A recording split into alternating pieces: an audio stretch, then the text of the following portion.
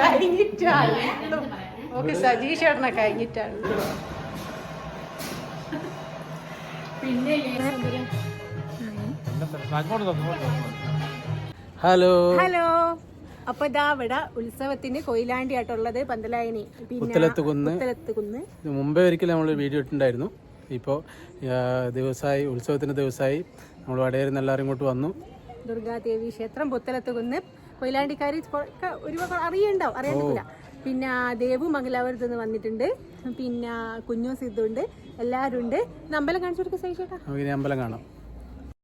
ഇന്നലെ ഇന്നുമായിട്ടായിരുന്നു ഉത്സവേ. പക്ഷേ ഉത്സവത്തിന് ഇന്നലെ വരാനായില്ല. കുഞ്ഞൂനും സിദ്ധുവിനും ഇപ്പം daily USS LSS night class ഉണ്ട് 4 മണി മുതൽ 7 മണി വരെ. അതുകൊണ്ട് തന്നെ ഓരോരു ക്ലാസ് ഒഴിവാക്കി വരിക എന്ന് വെച്ചാൽ എന്തായാലും നടക്കൂല. കാരണം എക്സാം അടുത്ത് വരികയല്ലേ. അതുകൊണ്ട് ഞാൻ ഇന്നലെ വന്നിട്ടില്ല കേട്ടോ. അപ്പോൾ ഇന്നലെ കുറേ പ്രോഗ്രാമും കാര്യങ്ങളൊക്കെ ഉണ്ടായിരുന്നു. ഡാൻസ്, തിരുവാതിര, സിന്ധേച്ചീനെയും പ്രസേച്ചിനെയൊക്കെ തിരുവാതിരയൊക്കെ ഉണ്ടായിരുന്നു കേട്ടോ. പക്ഷെ അതൊന്നും കാണാനായിട്ടൊന്നുമില്ല. അപ്പോൾ ഇന്നിപ്പോൾ എന്താണെന്ന് വെച്ചാൽ നാളെ ലീവാണല്ലോ, അങ്ങനെയാണ് ഇന്ന് വന്നത്. പിന്നെ കുഞ്ഞും സിദ്ധുവും ദേവും ഉണ്ട് കേട്ടോ. ഇപ്പം ദേവു ആടുന്ന് മംഗലാപുരത്ത് നിന്ന് നേരിട്ട് കൊയിലാണ്ടിക്ക് വന്നതാണ്.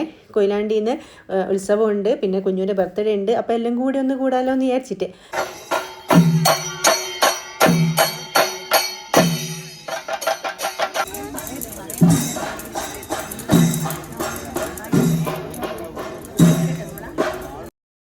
പിന്നെ ഉത്സവപ്പറമ്പിൽ ഇതാ വേണേട്ടൻ വന്നിട്ടുണ്ടായിരുന്നു കേട്ടോ. വേണേട്ടനെ ഞാൻ പരിചയപ്പെടുത്തണ്ടല്ലോ, പ്രത്യേകിച്ച് വിജിനീൻ്റെ ഹസ്ബൻഡ്.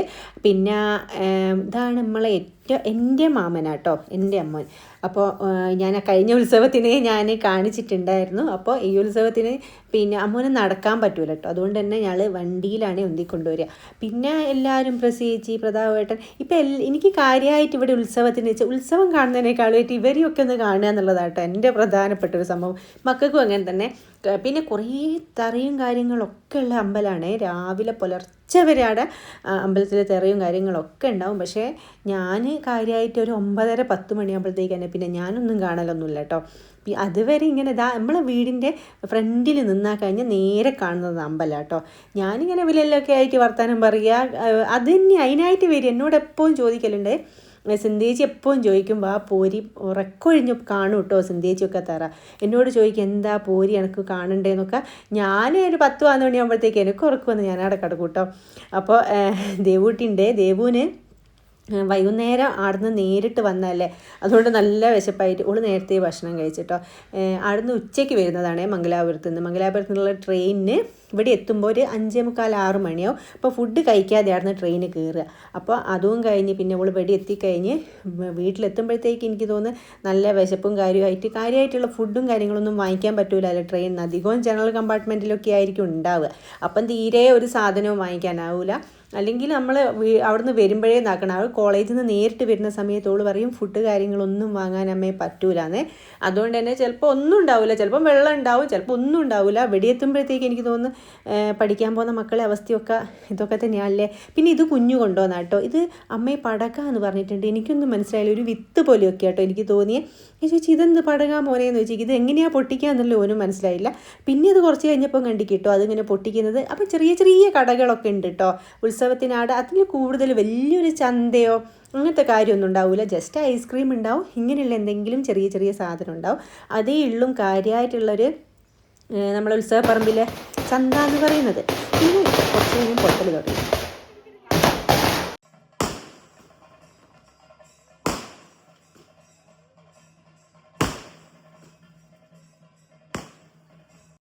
ഒരു അടിപൊളി പൊട്ടലാട്ടോ. അതും ആ പൊട്ടൽ മാത്രമേ ഉള്ളൂ ആ ദിവസം. അപ്പോൾ അത് നമ്മളെ വീടിൻ്റെ മുന്നിൽ ഞാൻ പറഞ്ഞില്ലേ ഇരുന്നിട്ട് ഇങ്ങനെ കാണാൻ നല്ല അടിപൊളിയായിരുന്നേ കാണാൻ.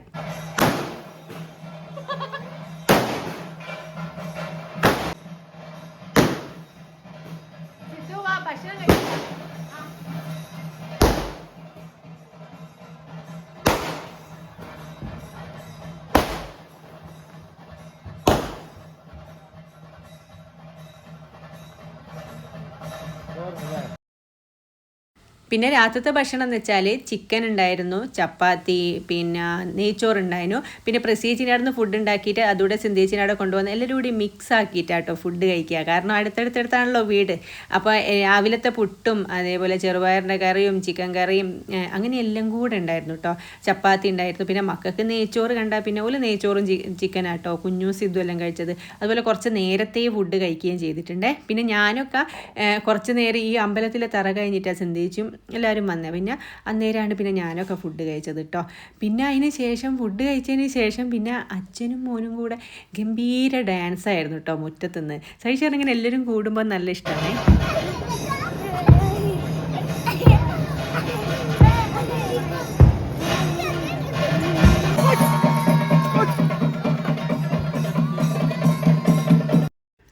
അപ്പോൾ അത് കഴിഞ്ഞതിന് ശേഷം സിന്ധേച്ചൊക്കെ ഏകദേശം ഒരു 11:30-12 മണിക്കാട്ടോ ഒരു തറയെല്ലാം കണ്ടതിന് ശേഷം ഫുഡ് കഴിക്കാൻ വന്നേ.